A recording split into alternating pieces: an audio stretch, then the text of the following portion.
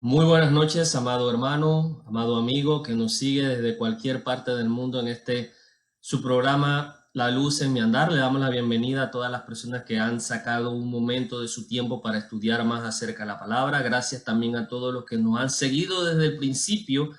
Y si no se ha suscrito, lo invito a que lo haga, ya sea por la plataforma de YouTube, Facebook, Instagram e incluso Spotify, para que pueda escuchar los podcasts acerca de La Luz en mi Andar. Nos puede encontrar fácilmente en La Luz en mi Andar, ese es el nombre. También puede escribirnos por cualquier pregunta o duda que tenga a laluzenmiandar@gmail.com, y los hermanos que están encargados de las preguntas y respuestas se esforzarán para darle una respuesta satisfactoria a su interrogante.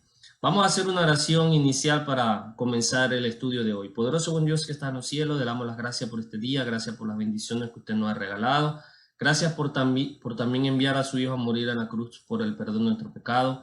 También queremos pedirle que usted sea con nosotros ahora en el transcurso de este estudio y sea con nosotros siempre durante también el transcurso de esta crisis, la que estamos sufriendo, que se haga siempre la voluntad suya, oh Dios, y que pronto los países puedan regresar a su normalidad.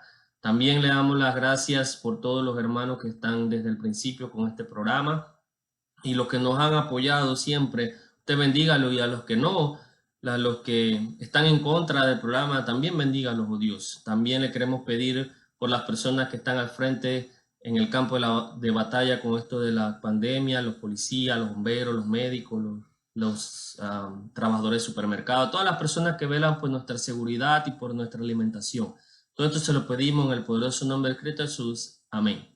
Bien, hermanos, gracias nuevamente por estar con nosotros. Si nos acaba de sintonizar y se perdió la clase de nuestro hermano Willy Alvarenga, le invitamos a que lo escuche a través de Facebook, o también vaya a el canal La Luz en mi Andar en YouTube y suscríbase a él y dele clic a las notificaciones para recibir la alerta de cuando sean colgados los videos en la plataforma.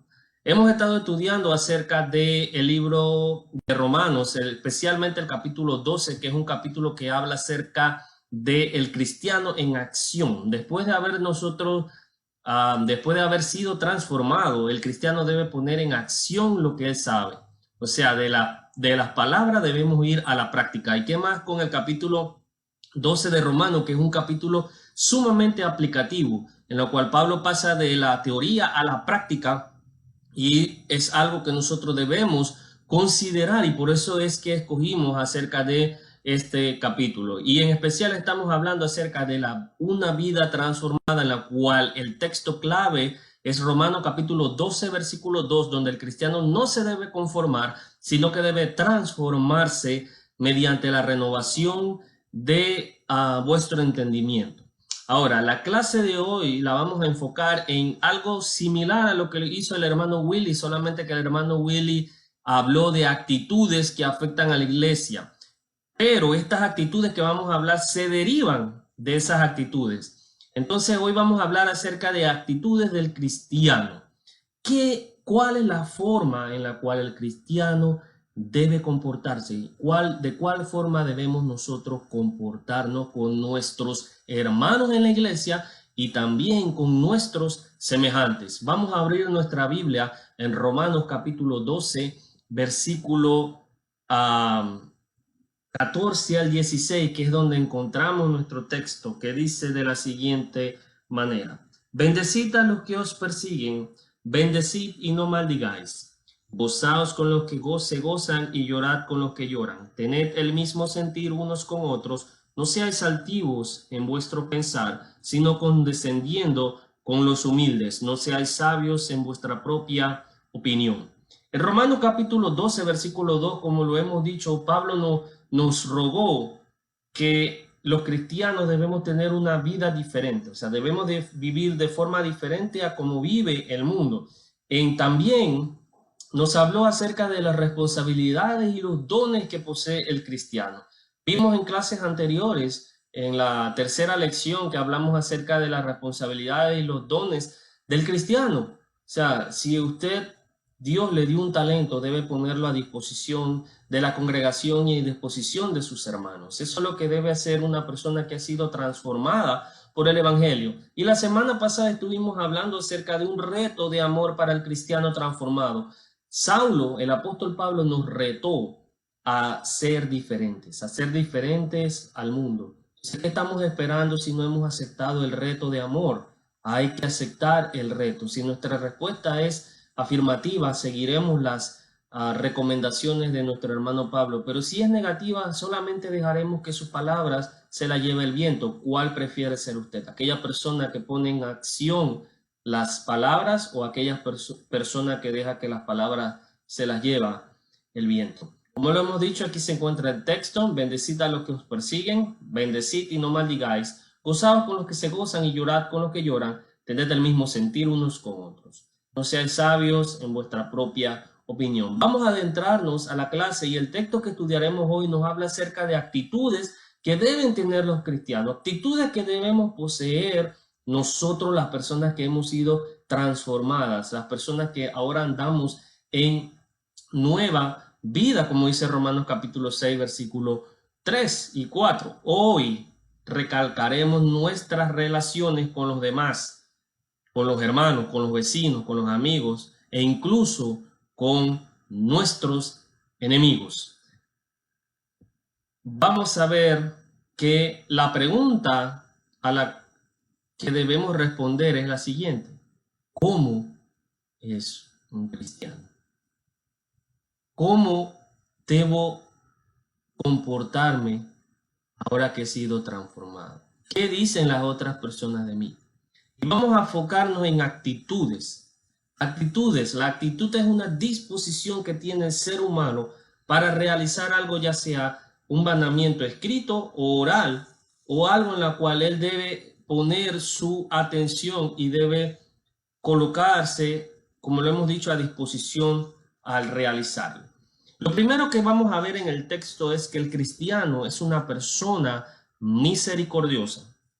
Dice así en el capítulo 12, versículo 14: Dios persiguen, bendecid y no maldigáis. Ahora, cuando nosotros vamos a hablar acerca de la misericordia, se nos viene a la mente muchas palabras de Jesús. En especial, podemos hablar del Sermón del Monte, en la cual Jesús le dijo a sus discípulos que la gente los perseguiría y que diría toda clase de males en contra de ellos. Mateo 5, versículo 11. Sin embargo, dice que aquellos que recibían persecución eran bienaventurados. Vamos a ir a Mateo capítulo 5, versículo 11, dice de la siguiente manera: bienaventurados, dice, seréis cuando os insulten y persigan y digan todo género de maldad contra vosotros falsamente por causa de mí.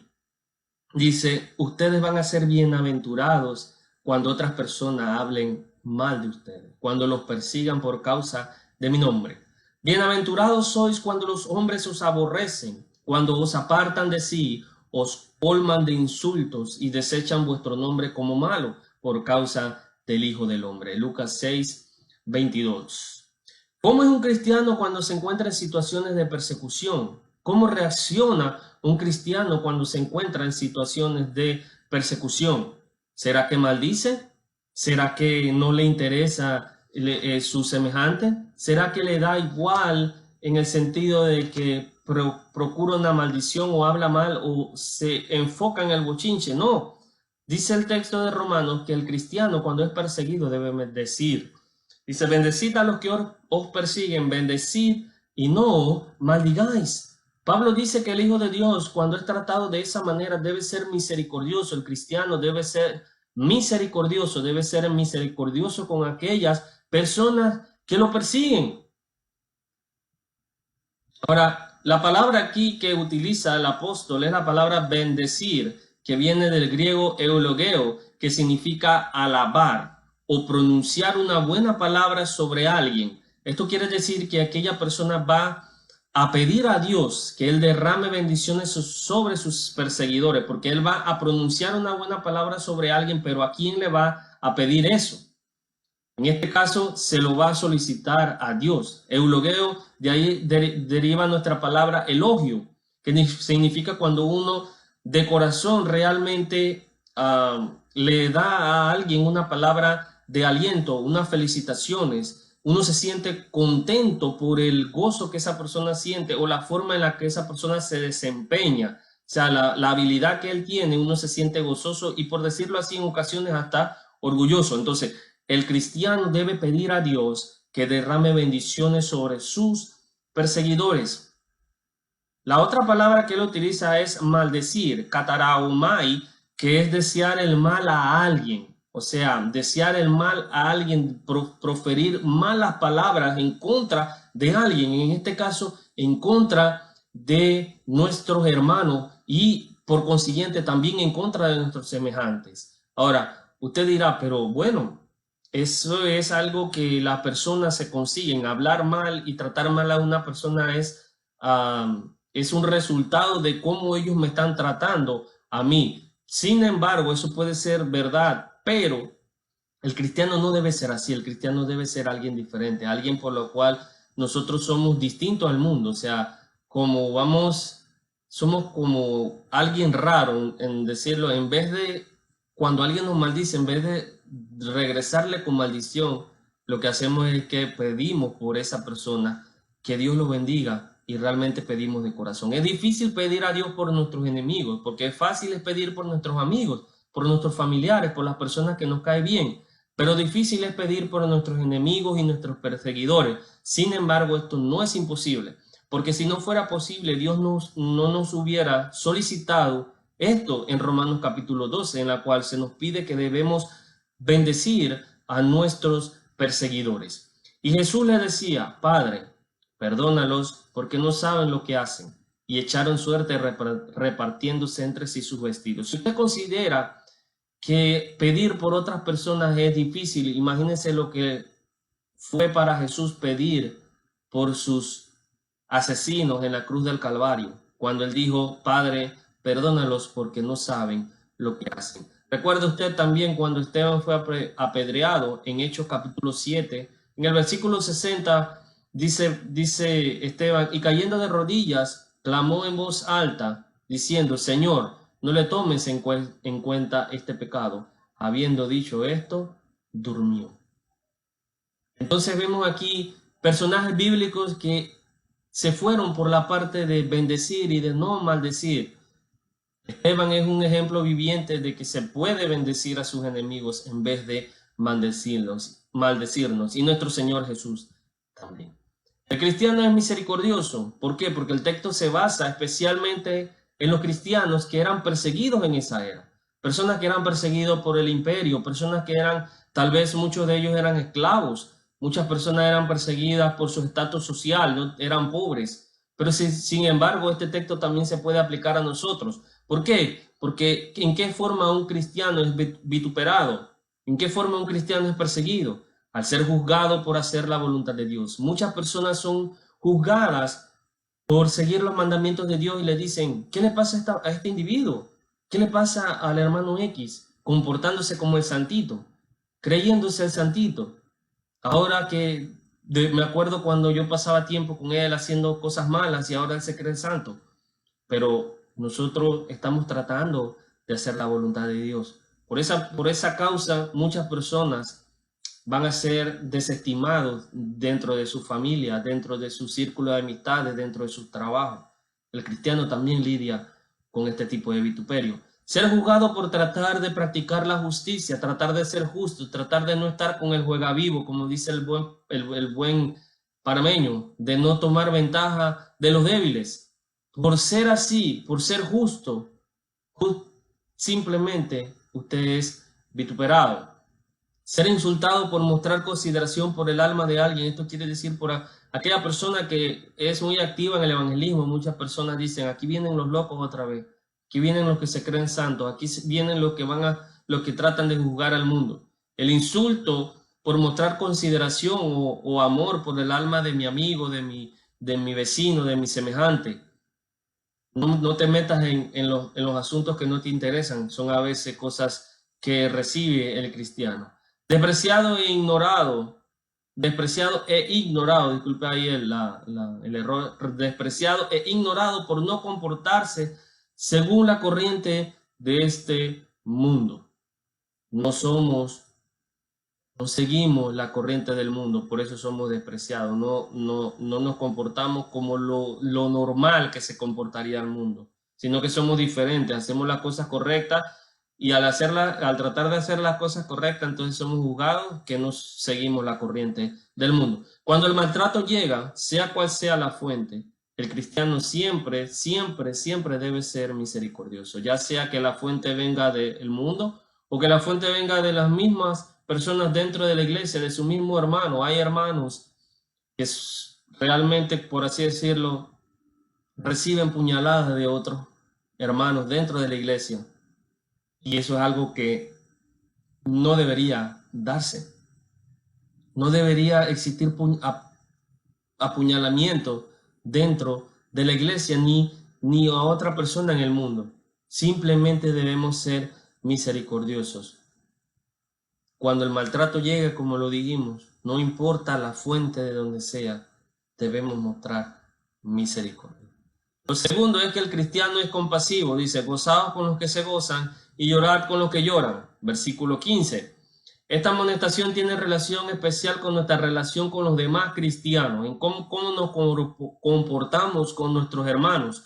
Gozaos, que viene del griego shairo, que significa alegrarse o regocijarse con su semejante. Dice que al ser todos miembros del mismo cuerpo, como lo dijo Romanos capítulo 2 y también lo dice 1 Corintios, nosotros todos somos miembros del mismo cuerpo, nos complementamos. Esto quiere decir que debemos trabajar en unidad y tener consideración el uno por el otro. Usted no ve que en mi cuerpo, yo no veo que el ojo se pelea con la mano porque el ojo ve televisión y ve algunas cosas y la mano no puede. No, ellos no se pelean. O no se pelean porque la uña no se pelea con el pie, porque la uña, bueno, se la pasa siempre tapado por el zapato, por la media. No, esto no ocurre. ¿Por qué? Porque ellos se complementan. Así mismo debe ser el reino de Jesús, el cual es la iglesia. Debemos trabajar para tener consideración el uno por el otro. Y si un miembro sufre, todos los miembros sufren. Esto es algo que debemos aprender, hermano, y no solamente en la iglesia, sino con nuestros familiares, con nuestros amigos. Si un miembro sufre, todos los miembros sufren con él. Y si un miembro es honrado, todos los miembros se regocijan con él. El cristiano es compasivo. Romanos capítulo 12, versículos 15 dice, gozaos con los que se gozan. Esto quiere decir que el texto presupone la existencia de una relación estrecha entre los miembros de la iglesia. Esta relación estrecha, hermano, no se cultiva en solamente ir a la iglesia a tomar la cena del Señor. No solamente se cultiva hablando 5 minutos con el hermano antes de irme para mi casa después de que terminó el servicio de adoración. No. Esta relación estrecha se cultiva con una amistad, ya sea con la preocupación del hermano para llamarlo entre semana, escribirle un mensaje, orar por esa persona. Esa relación de este tipo se cultiva de esa forma. Visitarse el uno con el otro, pasar tiempo con personas que tengan el mismo pensamiento que nosotros, o sea, con nuestros semejantes cristianos. Esa es la manera de gozar con los que se gozan y llorar con los que lloran. La Biblia nos exige a estar profundamente involucrados en la vida de los demás hermanos y en instancia final de las personas. Esto no quiere decir que nosotros seremos unos, como por así decimos en nuestro país, metidos o estamos en asuntos que no nos importan. No, hermano. Sino que la persona, el hermano, acercarnos a él de buen corazón para decirle, hermano, aquí estoy para ayudar. ¿Cómo estás? ¿Cómo te sientes? ¿Deseas hablar? Ayudar a esa persona, hablar con esa persona, involucrarse sentimentalmente con esa persona en el sentido de que esa persona vea que él me preocupa. Con las personas también debemos ser así. Estar siempre prestos, estar siempre dispuestos para servir, como decía el mismo texto, dice, y si requiere el servicio, dice así, que esté siempre diligente en lo que requiere diligencia. Estar atento de nuestro hermano es algo que requiere diligencia.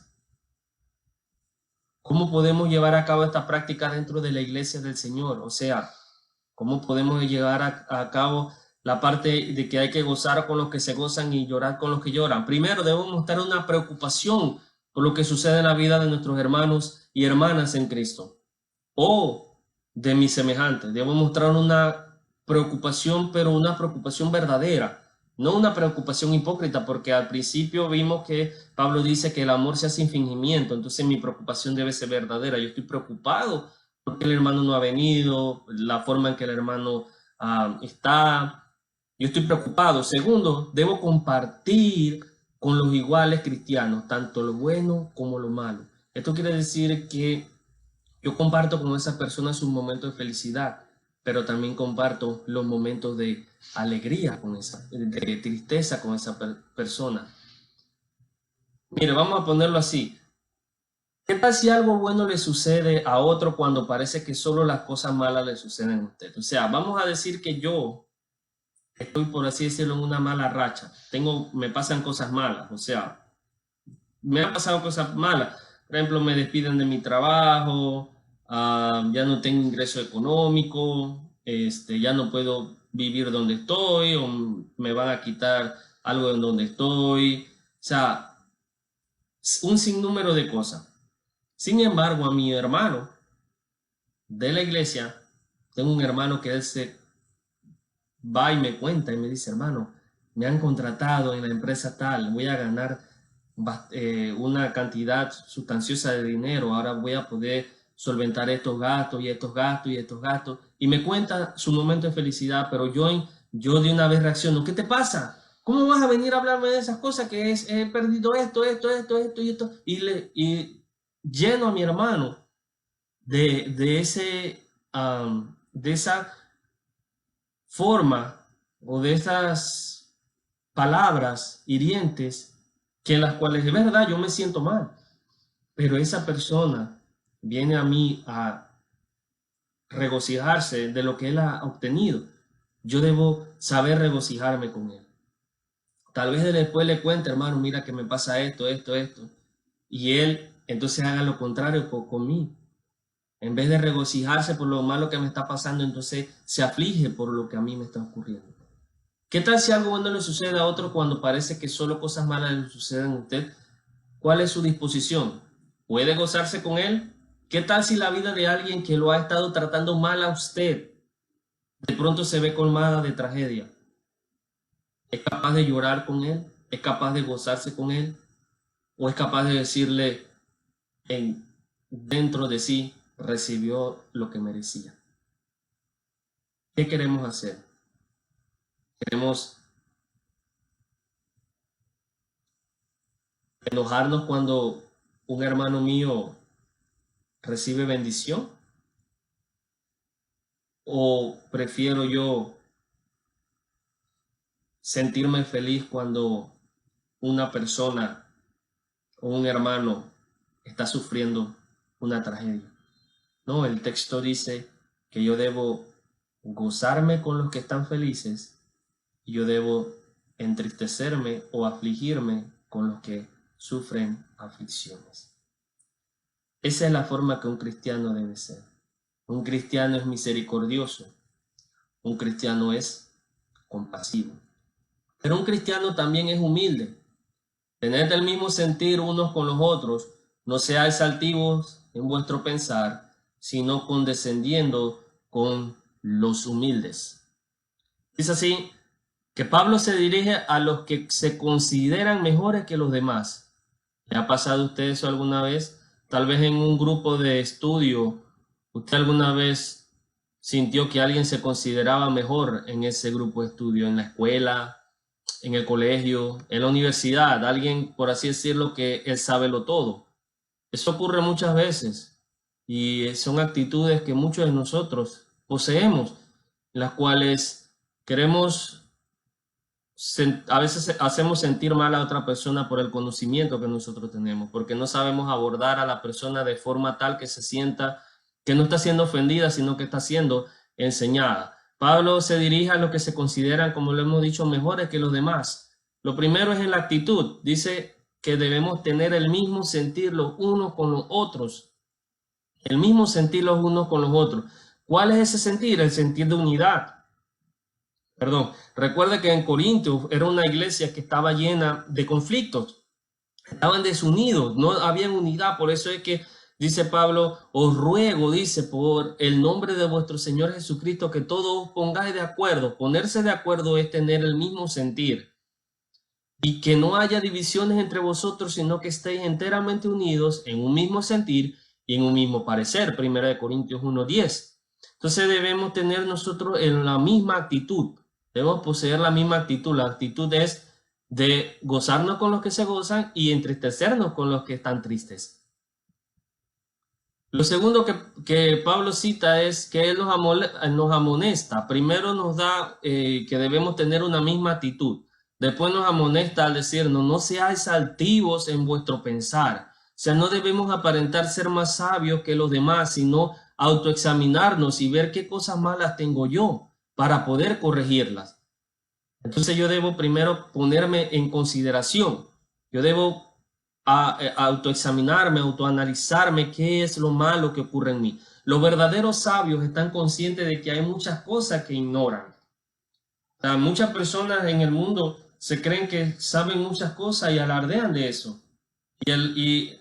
Ser alarde no quiere decir solamente en la parte de dinero, sino que hay alardes intelectuales, alardes también de la forma en la cual yo trabajo, de lo que yo sé. Y muchas veces estos alardes son sutiles, tanto así que no nos damos cuenta de que lo estamos haciendo, pero debemos autoexaminarnos de que realmente las personas sabias están conscientes de que hay muchas cosas que no saben. Como dice un dicho por ahí, todas las personas somos ignorantes, nada más que no todos ignoramos la misma cosa. En cierto sentido yo soy ignorante en muchas cosas, pero soy no ignorante en otras. Pero igualmente, ¿qué debo hacer? No debo ser altivo en mi forma de pensar. Debo ser humilde. ¿Cómo es un cristiano? Es humilde. No trata de saber más. O sea, no es que sea malo saber, sino que si sabe algo, no trata de hacérselo saber a los demás. O sea, como dice, inflarse, abonearse en el conocimiento o en el dinero o en mi posición de trabajo, o ya sea con los títulos que tengo, de cualquier forma que sea de exaltarse, debe ser evitada por el cristiano. Existe un deseo innato de creernos mejores que los demás por algún motivo. O sea, inclusive las personas que no tienen conocimiento o que no tienen conocimiento ya sea bíblico o secular, se sienten amenazados por la persona que sí y habla mal de la persona que sí posee un título universitario de cualquier otro tema. Incluso los pobres hablan mal de los ricos y los ricos hablan mal de los pobres. Pero esto no debe ser así. No debemos ser altivos en nuestra forma de pensar. ¿Qué es lo que debemos hacer?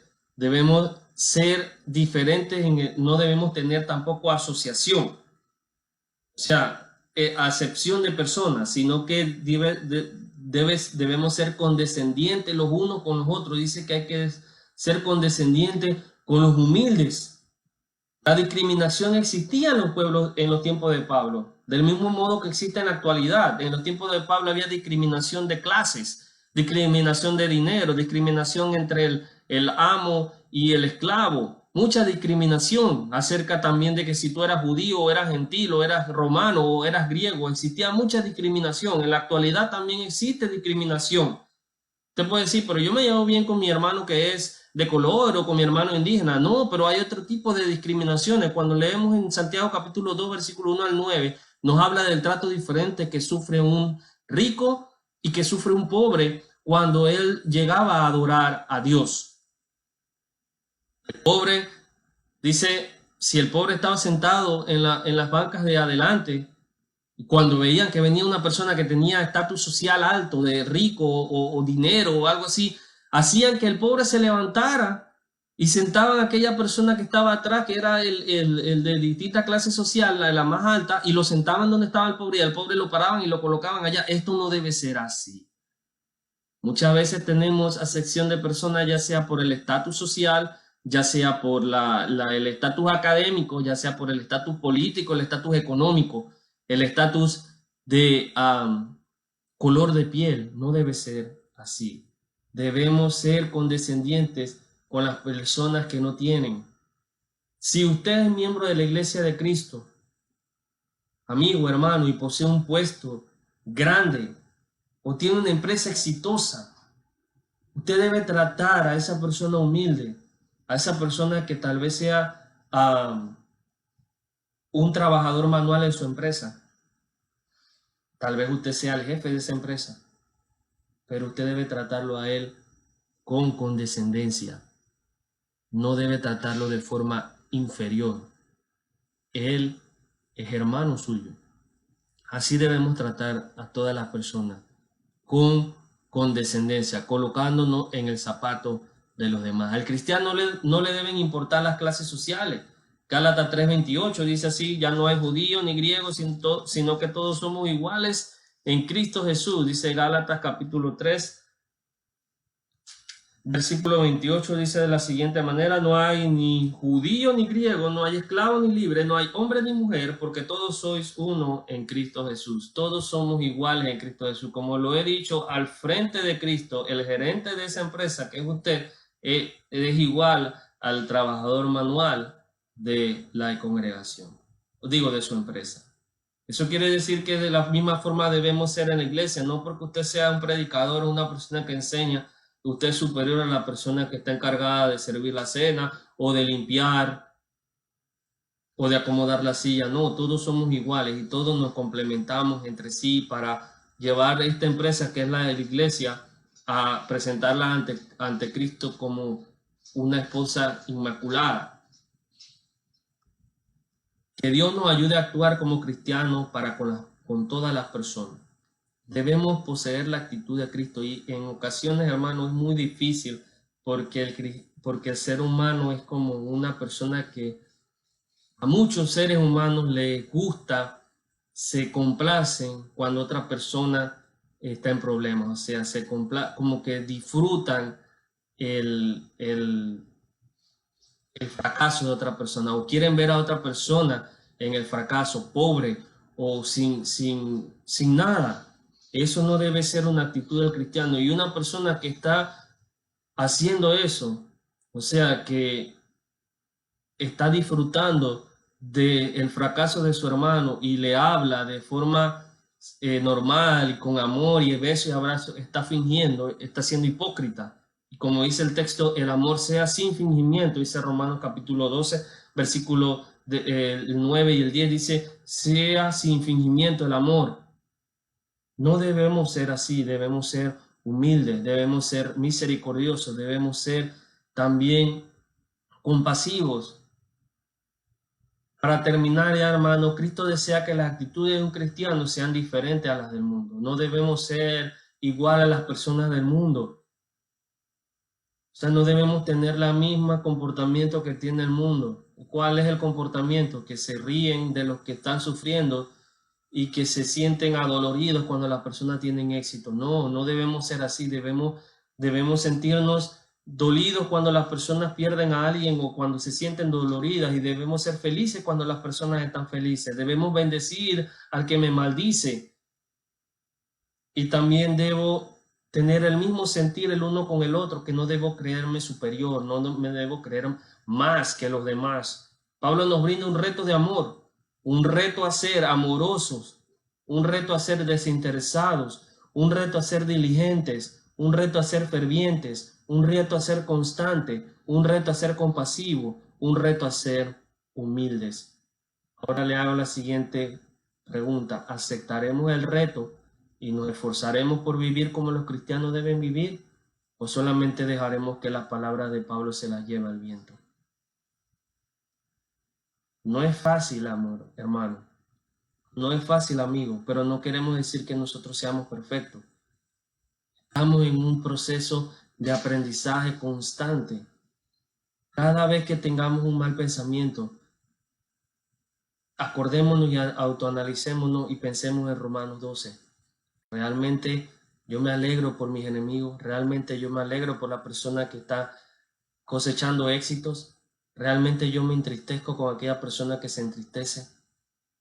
Solamente así, solamente de esa forma podremos desarrollar las actitudes que posee o que debe poseer un verdadero cristiano. De lo contrario, seremos cristianos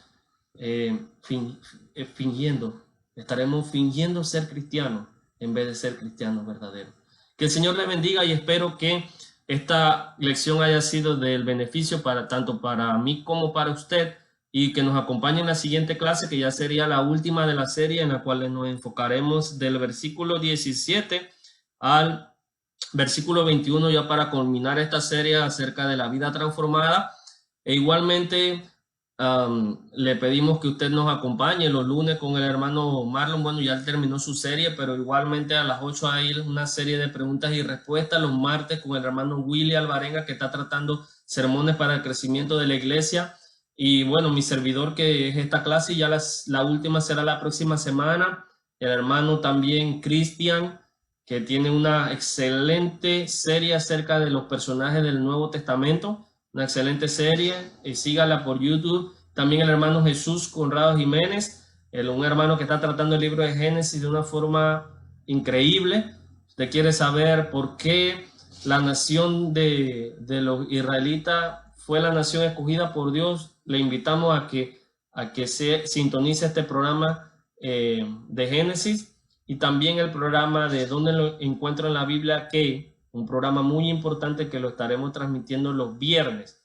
Así que cambiamos de horario para los viernes. Así que tenga una excelente noche y que Dios lo bendiga hoy y siempre a usted y a su familia. Recuerde, gracias por su atención y por su amabilidad en apoyar este proyecto.